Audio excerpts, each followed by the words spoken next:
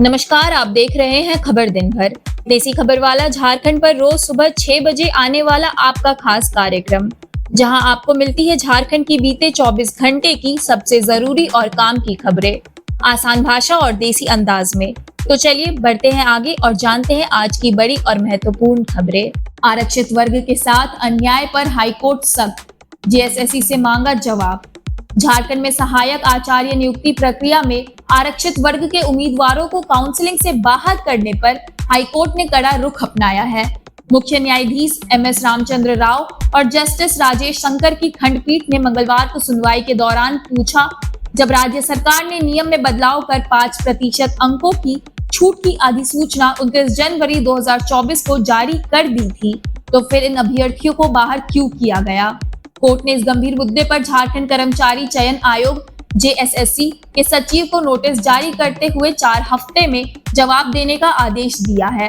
याचिकाकर्ता के वकील अमृतांश वत्स ने बताया कि एनसीटीई की 2011 की गाइडलाइन के मुताबिक एससी, एसटी, ओबीसी और दिव्यांग वर्ग के उम्मीदवारों को न्यूनतम अहार्ता अंकों में 5% की छूट मिलनी चाहिए थी।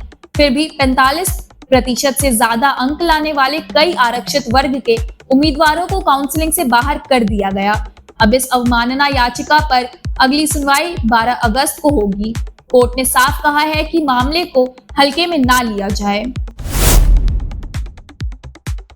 साक्षी का एमजीएम अस्पताल बंद, डिमना में शुरू हुई नई सुविधा। बीते कल जमशेदपुर के साक्षी स्थित महात्मा गांधी मेमोरियल एमजीएम अस्पताल ने अपनी सेवाएं बंद कर दी।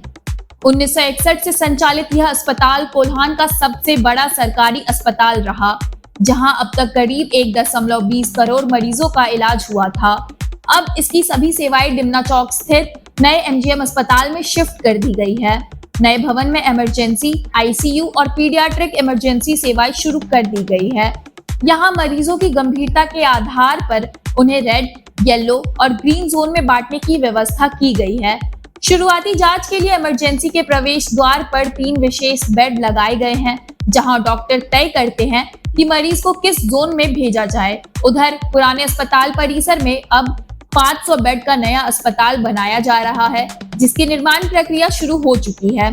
यह अस्पताल करीब 1.5 साल में तैयार होगा और आधुनिक सुविधाओं से लैस रहेगा। एमजीएम प्रबंधन ने कहा कि यह बदलाव बेहतर इलाज और आधुनिक स्वास्थ्य सेवाओं के लिए जरूरी था।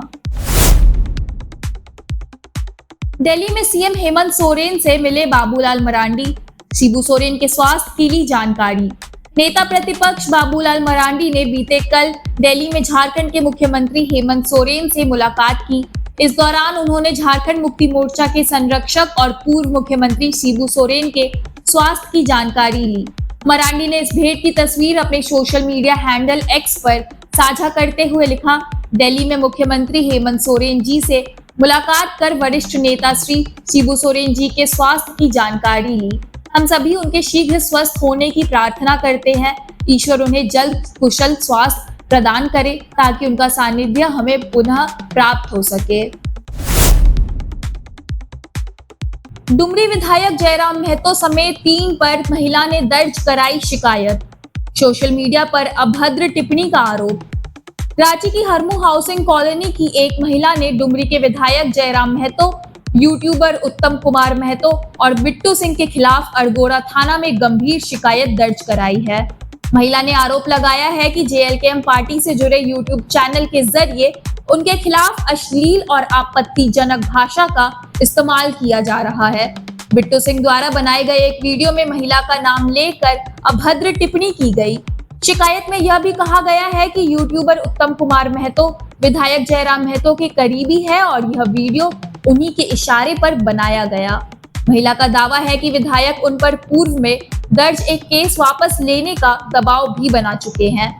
महिला ने इसे मानहानि, मानसिक प्रताड़ना और सार्वजनिक रूप से बदनाम करने की साजिश बताया है और निष्पक्ष जांच व कड़ी कार्रवाई की मांग की है।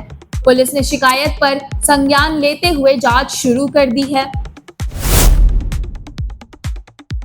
रांची पहुंचे अमित शाह, आज लेंगे पूर्वी क्षेत्रीय परिषद की बैठक में हिस्सा। केंद्रीय गृह मंत्री अमित शाह बीते कल रात रांची पहुंच गए। वह आज रांची के रेडिसन ब्लू होटल में आयोजित पूर्वी क्षेत्रीय परिषद की बैठक में अध्यक्षता करेंगे। यह बैठक सुबह 11 बजे से शुरू होगी। अमित शाह बुधवार रात बीएसएफ के विशेष विमान से रांची एयरपोर्ट पहुंचे और वहां से सीधे रेडिसन ब्लू होटल पहुंचे, जहां उन्होंने रात्रि विश्राम किया। बैठक को लेकर प्रशासन ने पूरी तैयारियां पहले ही पूरी कर ली थी।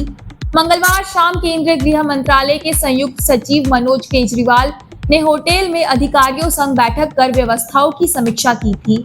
गृह मंत्रालय सचिवालय से जुड़े कई अधिकारी पहले ही रांची पहुंच चुके हैं।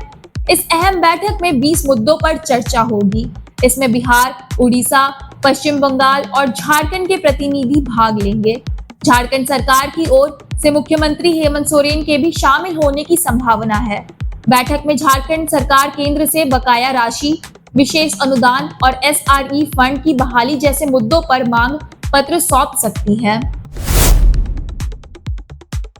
14 जुलाई को राहुल गांधी से मुलाकात करेंगे झारखंड के कांग्रेस नेता, होगी सरकार की समीक्षा। झारखंड कांग्रेस के लिए 14 जुलाई का दिन अहम होने वाला है। लोकसभा में प्रतिपक्ष के नेता राहुल गांधी ने राज्य के विधायक, मंत्री और सांसदों को दिल्ली तलब किया है। इस दिन राहुल गांधी इन तमाम वरिष्ठ नेताओं के साथ बैठक कर पार्टी और सरकार के कामकाज की समीक्षा करेंगे। बैठक की अध्यक्षता पार्टी अध्यक्ष मल्लिकार्जुन खड़गे करेंगे। सूत्रों के मुताबिक बैठक में राहुल गांधी यह जानना चाहेंगे कि लोकसभा और विधानसभा चुनावों के दौरान जनता से किए गए वादों का क्या हुआ, संगठन की स्थिति क्या है और कौन कौन से मुद्दों पर पार्टी सक्रिय रूप से काम कर रही है। कुछ दिनों पहले प्रदेश प्रभारी के राजू ने भी कांग्रेस मंत्रियों के साथ बैठक कर 9 अहम बिंदुओं पर रिपोर्ट मांगी थी, जिनमें पेशा नियमावली, रिम्स विस्तार, निकाय चुनावों में आरक्षण और अन्य वादे शामिल हैं। इसके बाद वित्त मंत्री राधाकृष्ण किशोर के आवास पर भी मंत्रियों की अहम बैठक हो चुकी है। लगातार बैठकों और दौरे से यह साफ है कि झारखंड कांग्रेस अब हाईकमान की प्राथमिकता में है और पार्टी राज्य में संगठन विस्तार का कोई मौका छोड़ना नहीं चाहती। जमशेदपुर में शेल्टर होम को लेकर विवाद, किन्नर समुदाय ने जताया दावा। भुइयाडीह के छायानगर स्थित एक शेल्टर होम को लेकर बुधवार को Jamshedpur notified area committee JNAC और किन्नर समुदाय के बीच विवाद गहरा गया। करीब 20 किन्नर सदस्य शेल्टर होम पर अपना स्वामित्व जताते हुए भवन पर कब्जा करने पहुंचे। किन्नर समुदाय का दावा है कि वर्ष 2022 में जेएनएसी ने यह भवन उन्हें लिखित रूप से आवंटित किया था। भवन की स्थिति खराब होने के कारण इसे जुस्को की मदद से पुनर्निर्मित भी कराया गया था। उस समय चाबी भी सौंपी गई, लेकिन कुछ घंटों बाद यह कहकर वापस ले ली गई कि भवन का औपचारिक उद्घाटन पहले होगा। किन्नर प्रतिनिधियों ने आरोप लगाया कि 3 साल से वे शेल्टर या सामुदायिक भवन की मांग कर रहे हैं, लेकिन प्रशासन उनकी बातों को नजरअंदाज करता रहा है। फिलहाल यह शेल्टर होम 16 बेड वाला है, जिसका संचालन एक निजी संस्था द्वारा किया जा रहा है। समुदाय ने मांग की है कि भवन उन्हें सौंपा जाए ताकि वे सम्मानजनक जीवन जी सके। मामला प्रशासनिक स्तर पर गर्मा गया है और विवाद के समाधान की उम्मीद जताई जा रही है। कृषि विभाग की योजनाओं पर अब ग्राउंड लेवल तक होगी नजर। 2 महीने में 600 करोड़ खर्च का लक्ष्य। राज्य सरकार ने कृषि, पशुपालन और सहकारिता विभाग की सभी योजनाओं की समीक्षा और निगरानी को ग्राउंड लेवल तक ले जाने का फैसला लिया है। मंगलवार को हुई मासिक समीक्षा बैठक में विभागीय मंत्री शिल्पी नेहा तिर्की ने निर्देश देते हुए कहा कि आने वाले 2 महीने में 600 करोड़ रुपए खर्च करने का लक्ष्य तय किया गया है। बैठक में योजनाओं की प्रगति, अब तक हुए खर्च और लंबित बिलों की समीक्षा की गई। मंत्री ने स्पष्ट किया कि किसी भी योजना का भुगतान तभी होगा जब उसका लाभ वास्तव में किसानों तक पहुंचेगा। इस समय राज्य में बीज वितरण, मुख्यमंत्री ट्रैक्टर योजना और पंप सेट वितरण जैसी योजनाएं चल रही है, लेकिन कई का भुगतान अभी अटका हुआ है।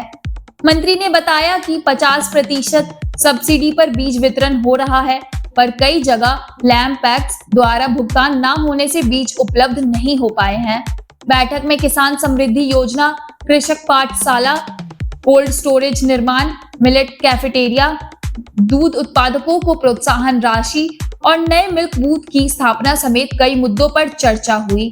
इस दौरान विभागीय सचिव अब्बू बकर सिद्दीकी, विशेष सचिव गोपाल जी तिवारी, प्रदीप हजारी सहित सभी निदेशक और अधिकारी मौजूद थे। झारखंड की खबरों का सिलसिला यहीं समाप्त होता है। जुड़े रहिए देसी खबर वाला झारखंड के साथ, क्योंकि कल सुबह ठीक 6 बजे हम फिर हाजिर होंगे झारखंड के बीते 24 घंटे की तमाम महत्वपूर्ण और आपके काम की खबरों के साथ। मिलते हैं कल सुबह, तब तक अपना और अपनों का ख्याल रखिए। बहुत बहुत धन्यवाद।